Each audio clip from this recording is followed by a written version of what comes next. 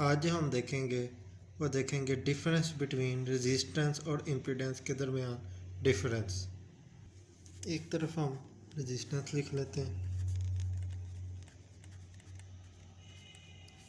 और दूसरी तरफ impedance.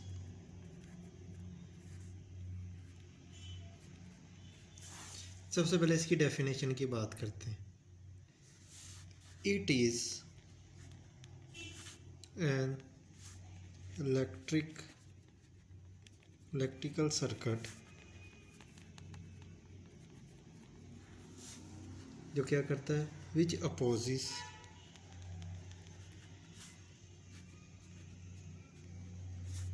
the flow of circuit।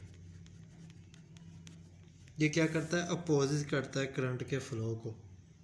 वो एसी भी हो सकता है, वो डीसी भी हो सकता है, कोई भी हो सकता है। इसकी डेफिनेशन की बात करते हैं।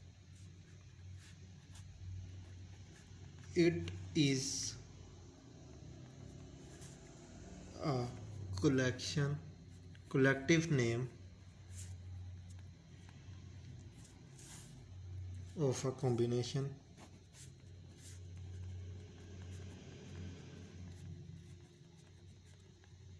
of resistance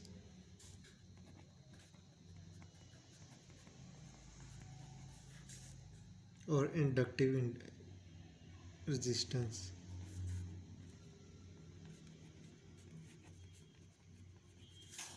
reactance। इसके अंदर क्या बात करता है, कहता है कि ये कॉम्बिनेशन रेजिस्टेंस का, इंडक्टिव रेजिस्टेंस का और कैपेसिटिव रेजिस्टेंस का भी, रिएक्टेंस का भी, कैपेसिटिव रिएक्टेंस का, इसको क्या कहते हैं, इसको कहते हैं इम्पीडेंस। डिनोशन की बात करते हैं। इसको किस चीज़ से डोनेट किया जाता है, रेजिस्टेंस को डोनेटेड बाय आर से, और इम्पीडेंस को किससे डोनेट करते हैं, जेड से। फिर अगर बात करें इसकी सप्लाई की, फ्रीक्वेंसी सप्लाई की, वो किस पे, जो वैल्यू ऑफ रेजिस्टेंस होती है ना, वैल्यू ऑफ रेजिस्टेंस, वो क्या है, इंडिपेंडेंट है, किसी पे ये डिपेंड नहीं करती। इंडिपेंडेंट किसके है, ऑफ सप्लाई फ्रीक्वेंसी। लेकिन दूसरी तरफ, लेकिन ये डिपेंड करती है impedance, the value of impedance, the value of impedance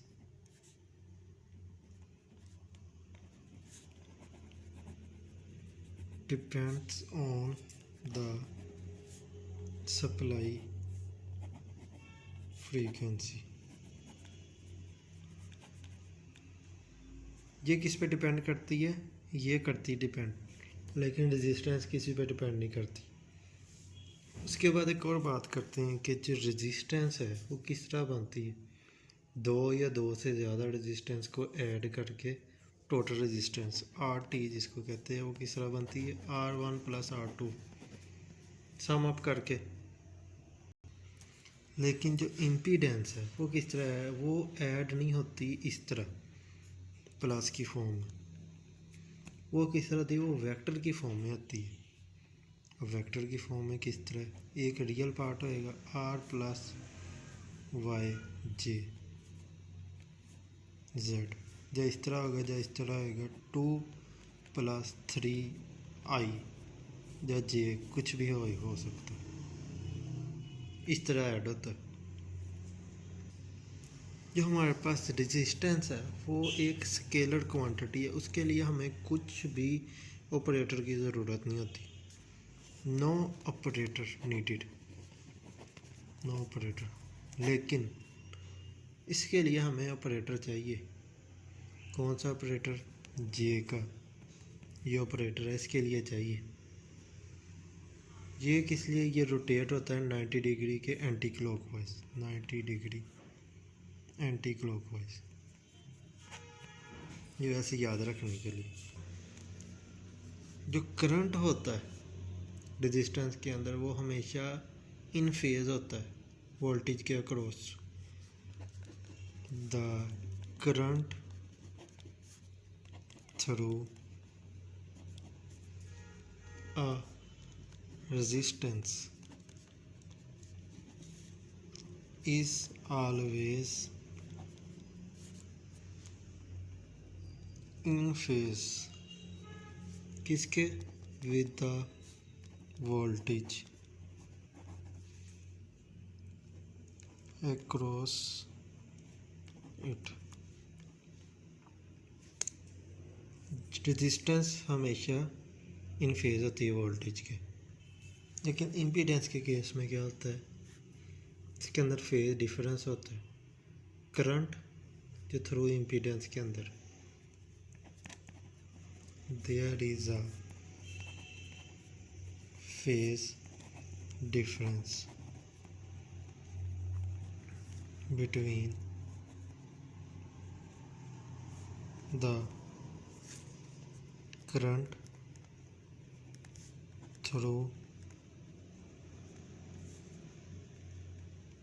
impedance and voltage across it, voltage across it। जो इसकी मैग्नीट्यूड होती है वो क्या होता है, उसमें फेज डिफरेंस होता है जो डिपेंड करता है इंडक्टेंस पे और कैपेसिटेंस पे। ठीक, तो हम बात करते हैं रेजिस्टेंस की, जिसके अंदर फेज डिफरेंस होता है करंट और वोल्टेज के दरमियान। वो कितना होता है, zero. Current end voltage is zero, वो ज़ीरो होता है इसके दरमियान फेज डिफरेंस। और इसके अंदर जो होता है फेज डिफरेंस वोल्टेज और करंट के दरमियान कैलकुलेटेड किया जाता है। The value of phase difference between voltage and current is calculated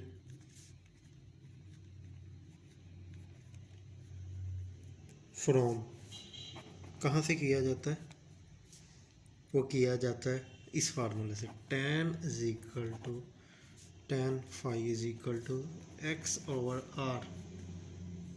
impedance, अगर इम्पीडेंस का केस होएगा तो क्या होगा, z is equal to R plus J X, ये होगा। जो रेजिस्टेंस होती है वो सिंपल और रियल नंबर होती है हमारे पास, सिंपल रियल नंबर। लेकिन जो इम्पीडेंस होती है, इम्पीडेंस हमारे पास कॉम्प्लेक्स क्वांटिटी होती है, कॉम्प्लेक्स क्वांटिटी, जिसको हम कहते हैं z is equal to R plus J X. उसके बाद हम बात करते हैं पावर डिसिपेशन और एनर्जी स्टोर की। It only represent power dissipation in any material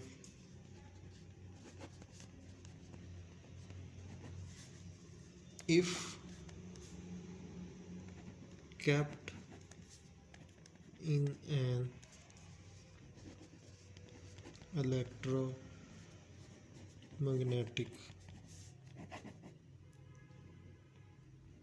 field. ये क्या करता है, ये रिप्रेजेंट करता है पावर डिसिपेशन को ऐसे मटेरियल में जो कैप्ट होता है हमारे इलेक्ट्रोमैग्नेटिक फील्ड के अंदर। इसकी बात करते हैं इम्पीडेंस के अंदर क्या आता है।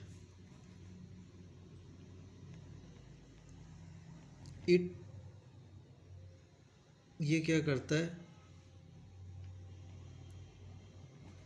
इट केप्ट इन एन, किसके अंदर, इलेक्ट्रोमैग्नेटिक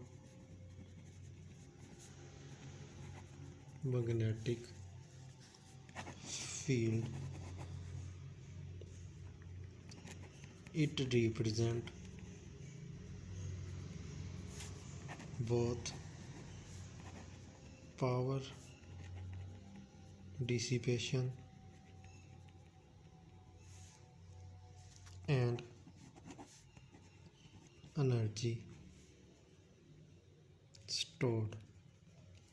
ये क्या करता है, ये कैप्ट करता है इलेक्ट्रोमैग्नेटिक फील्ड को किस फॉर्म में, पावर डिसिपेशन और एनर्जी स्टोर में। लेकिन ये सिर्फ करता है पावर डिसिपेशन में जो रेजिस्टेंस होती है।